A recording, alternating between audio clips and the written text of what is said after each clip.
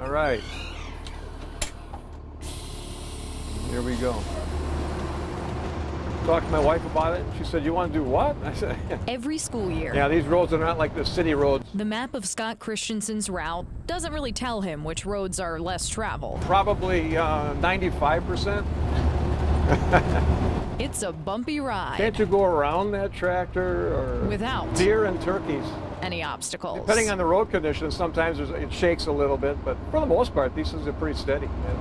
It's pretty rock solid. 2 hours at dawn, at least another 2 when school's out. But you get involved with some of the lives. Keeping an eye on the bumpy road ahead and the kids behind. Probably the most challenging thing for me anyway is to be able to balance those two things out. Making sure his students are safe. If we can gain their trust, that's huge. Knowing his students are navigating too. Understanding both.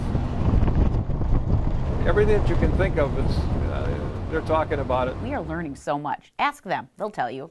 Barbara Grancy is the director of pupil services where Scott drives Adams Friendship, a district with a $19 million budget and $1 million going toward mental health services for its kids. We already have a lack of resources. And if the hours-long bus ride is any indication, most of these families don't have those services close by. So we're trying to take away that barrier and offer it here at school where we know we have access to the students. Along with bringing therapists into the classrooms, every teacher, principal, secretary, every single school employee is now required to take mental health first aid. It's not something any one person could do. Which is why all of the Cobusan drivers spending 20 hours with students every week are training too. It's very possible that indeed I might be spending more time with the students than sometimes their parents because of their busy lives as well. So yeah, I hadn't thought about that, but I guess that could be the case. Scott has already gone through the training, and he was surprised to hear that 1 in 4 of the middle and high schoolers he's driving